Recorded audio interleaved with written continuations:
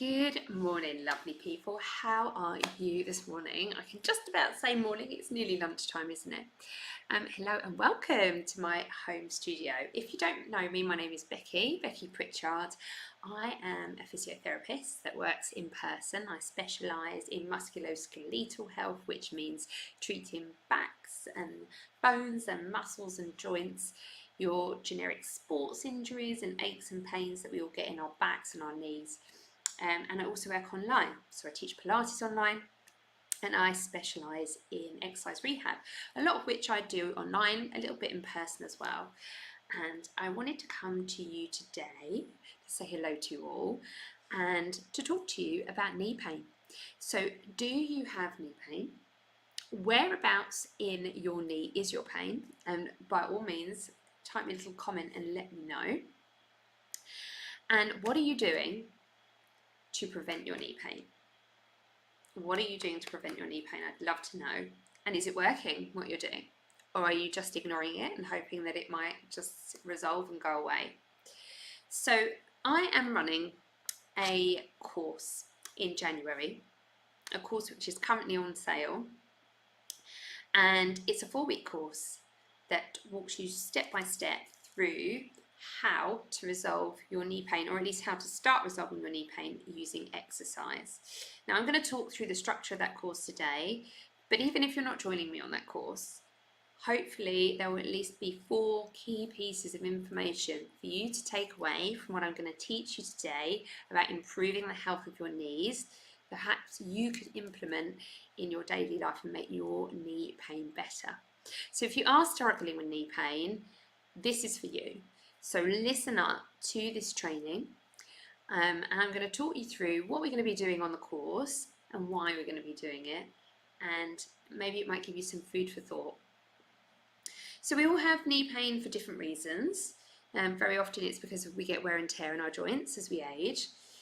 The biggest precursor to that wear and tear is a loss of muscle mass, and that's the same with knee pain. So there's been research on what are the things that correlate with knee pain. And very often it's loss of muscle mass. Now we all lose muscle from the age of early 20s. This really accelerates when we get to our 40s, and more so in our 50s, 60s, 70s and onwards. So the older we get, the quicker we lose muscle. And partly that's due to hormonal changes in our body, but also it's due to lack of usage. So if you don't use it, you lose it, right? So one of the most important things to resolve your knee pain is not to take painkillers and not to avoid the activities that you love doing that cause your knee pain. It's about understanding what is causing your knee pain and then doing something, usually exercise, to improve it. So I'm a physio, and when I see knee pain in clinic, I can usually get instant relief from doing some soft tissue release with my hands around the knee joint, but that is only temporary. I can get someone temporary relief around the knee, but what they truly need to do is sort out how their knee is moving, so their biomechanics, and then also strengthen around the knee. That's the 2 things you need to do to get rid of your knee pain. Number 1, improve how you move, and number 2, you need to get stronger. So they're the 2 things. And I'm going to talk through how I would start to work with someone with knee pain, and this follows the structure of the course that is running in January for 4 weeks, and hopefully you'll pick up some useful things to go along the way. So week 1, I've called it release and relief. So when we have a joint that is painful, particularly around the knee, tension can build up in our tissues, particularly if our muscles are weak. So your quad muscles are the muscles at the front of your thigh. They run from the top of your hips all the way down across your kneecap, and they run down the front of your thigh. Your patella, your kneecap bone, live in the tendon of those muscles, and those muscles are responsible for straightening your leg. Now, as we age, if we don't specifically exercise them, we lose mass in these muscles. Prime example for me, so I had my eldest 8 years ago now, and up until having him, I was teaching lots of physical classes like body pump and spinning, and I was weight training for myself in the gym multiple times a week. I did a bodybuilding competition just before he was born. I had him, and then I got back to training. I trained throughout my whole pregnancy, and then after I'd had him, I had the twins in quite quick succession, and I found it really difficult to get back to the gym training after that, because just having 3 children under 2, it was just crazy. Then we were locked down, so I didn't weight train as much as I usually did. I wasn't exercising as much as I usually did for about a 3-year period, and this would be in my mid to late 30s, mid 30s. And in those 3 years, I lost so much muscle mass, and that's in my 30s. So I've gone from someone that was doing tons of exercise on a really regular basis to someone that had gone through 2 pregnancies, quick succession, really busy, lost time, lost my own personal time to train, wasn't teaching as many classes because I was off on a very long maternity leave with these 3 babies, and yeah, lost loads and loads of muscle around my thighs. I'd look down at my thighs and they had no shape anymore. And if you think that's me in my mid-30s, you can imagine what that might be like if you are 50 or 60 or 70. So if you have an injury or you're poorly for a period of time and you do slightly less exercise than you were doing before because maybe you're in pain, or maybe you're not well, or maybe you're just really busy doing other stuff, you lose your muscle mass really quickly, and the older you get, the quicker it happens. So if you lose that muscle mass, what happens around the knee is all the soft tissues, so the skin and the fascia, which is like your connective tissue that holds everything together, it tends to get tight. And then that tension prevents the kneecap from gliding around as much as it might normally do. And I tend to find that people that have lost muscle strength and mass and have knee pain, particularly around the front of their knee, especially if your knee makes any interesting noises, creaking and cracking and things like that, they tend to get really tight connective tissues, fascia, soft tissues all around the kneecap. So week 1 of this course in January, we are going to be working on techniques to release those tissues. Now, what can you do at home? Foam rolling is good. I'm not a lover of the foam roller, only because for a lot of people, they're not strong enough and they don't do a good enough technique to hold themselves in a beautiful plank position whilst releasing these muscles. So it's okay if you're strong enough to do it, but for a lot of people, it's not very practical. I love using my spiky balls. Okay, these are like massage balls. These ones are Sissel. They are literally my most favourite brand in the whole world. Please don't order cheap ones off Amazon. They're too hard, too aggressive. These ones are nice because they're squishy, but you can pump them up if they're not hard enough. And you can use these to release all around your lower quad and around your kneecap. And these are really beautiful. If you've got a massage gun, that can be really useful too. So the first thing we're going to do on this course is learn how to release those really, really tight soft tissues, okay? If you can do that, you get better movement around the knee and things improve in a big, big way. So that's number 1. Just bear with me 1 second, I've got blue nose. The joy of having a cold. Okay, so that's week 1 covered. Now, I was talking about how you move. So we all move in slightly different ways. Sometimes you can tell a family member or someone you know when you're behind them by the way that they move, because they have a certain way of walking and a certain way of moving. Now with the knee is stuck in the middle of your leg, in between your foot and your ankle and your hips, okay? Now if you're not strong around your bottom muscles, what tends to happen for most of us is our hips roll inwards. That makes our knees roll inwards. That makes our ankles roll inwards. So if we're not strong around our hip, our knees roll in, and then the wear and tear in our knees tends to happen on the inside edge of our knee and the inside edge of our kneecap. And so that might be where your pain mostly resides. So week 2 on this course, our focus is going to be how to wake up and strengthen the muscles of your hips. And there's two planes of motion that are really important. Now, one is going from side to side, side stepping, okay? And then the other one is extension of your hip.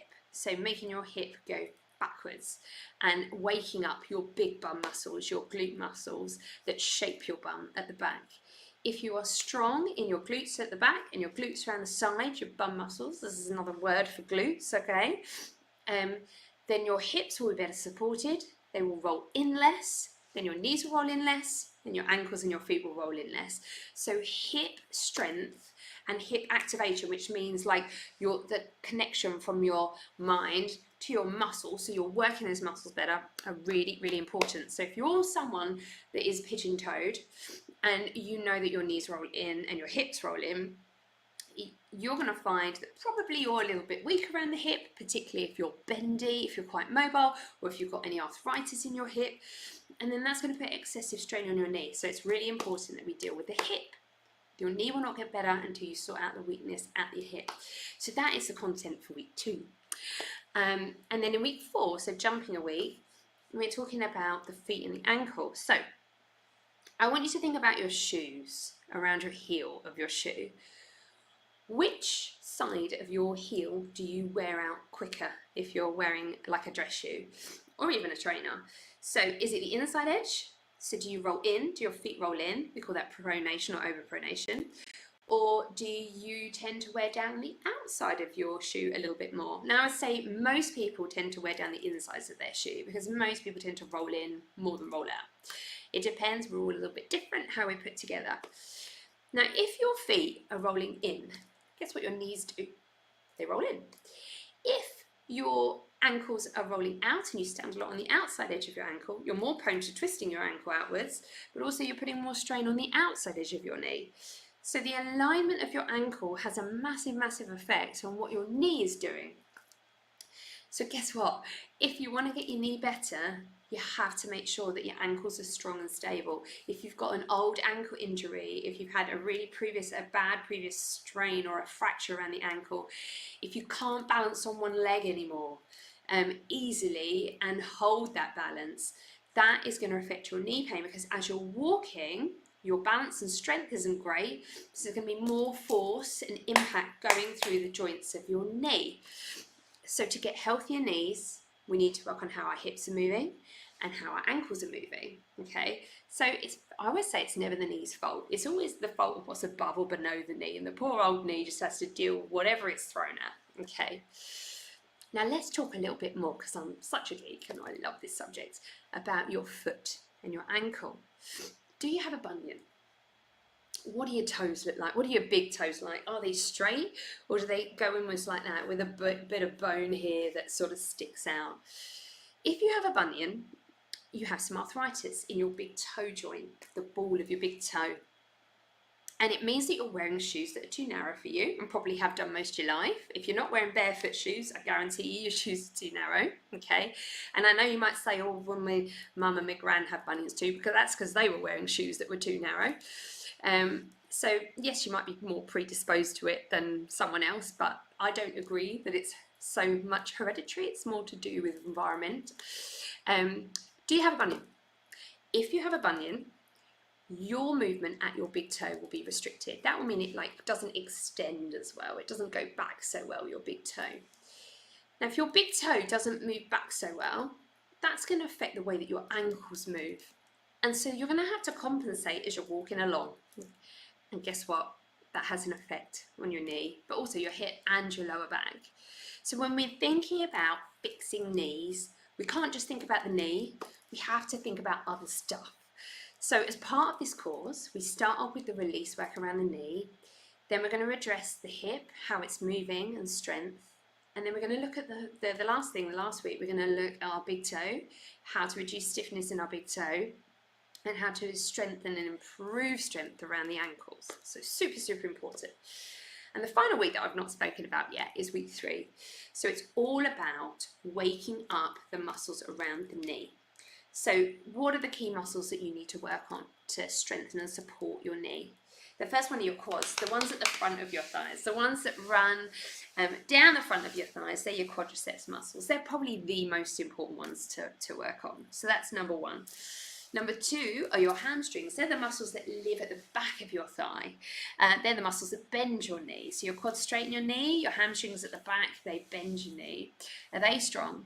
If your quads are super strong, which happens with some people, but you've got weak, weedy hamstrings, there's going to be a real imbalance there. So we want to make sure that we're strong at the front of our knee and the back of our knee. So they're the big muscles around the knee. We need to look at the calf muscles. So can you easily go up and down on your tiptoes, or are you a little bit weak around the ankle? Your calf muscles run around the back of your knee, and it's really important that they are strong. And then finally, your inside thigh muscles. They're important for alignment of your knee and stabilisation of your pelvis. And then we've already spoken about them before, but the muscles on the outside of your hips, they're the 5 main groups of muscles that we need to think about strengthening when it comes to the knee. Now we can do all of this from home. This course actually is online, so it's via a Zoom call, and we talk through each element that I've just been explaining. And then you get the recordings for up to a year, and the idea is you go away, you digest this material, you learn the exercises with me, and then you put them into practice at home. You won't get an improvement in knee pain in a week. You probably won't get it, well, you might get an improvement in a month, but you need to do these exercises consistently for a long period of time, so 3, 6, 9, 12 months for you to start to see a change. And then you've got to keep those exercises going, because if you suddenly have an improvement and then you just stop doing it, you're going to lose all the gains that you got from the exercises. So it's important to know that if you did want to come and join me, it only works if you do the work, okay? So if you're interested, do let me know. In November, if you saw any of the things I put out on social media yesterday, each week we've got a different special offer for November, and for this week only until Friday, this course is on a reduced price. So usually my little 4-week courses are £300, and this one is £222. So if you would like to get it for a reduced price, you need to purchase the course by Friday. It's a small group course. There is going to be a maximum of 6 people live, and there is also an option, if that overstretches your budget and you can't come and join me live, that you could purchase the recordings afterwards at a reduced rate. It won't be the same cost, it will be slightly less. So, does anyone have any questions for me? If you do, please pop them in the comments and I will come back and answer your comments, because I can't see them via StreamYard. I'll come back and answer. So what are the key takeaways if you have knee pain? This is what you need to know. Number 1, how you move and how strong you are have a massive effect on your knee pain. If you currently have knee pain, you need to think about releasing the excessive soft tissue tension around the knee. That can give you instant relief. Number 2, you need to think about how your hips and ankles and big toe moving. Are there any restrictions or any weaknesses there? And if there are, you need to work on them. Number 3, you need to wake up the muscles that live at the front of the knee, the back of the knee, the inside of the knee, and then the outside of your hip. So you've got to think about all of those things. And that's what I can teach you if you want to be taught. So hopefully you learned something new. My name is Becky. Pleasure to chat with you all this morning. It's nearly lunchtime now. But if you're interested, let me know. If you've got any questions, give me a shout. Wishing you a wonderful, wonderful day. I'm going to go and prepare for my balance masterclass now. So have a very, very lovely rest of your week, and I will hopefully catch you soon. See you later, lovelies. Bye.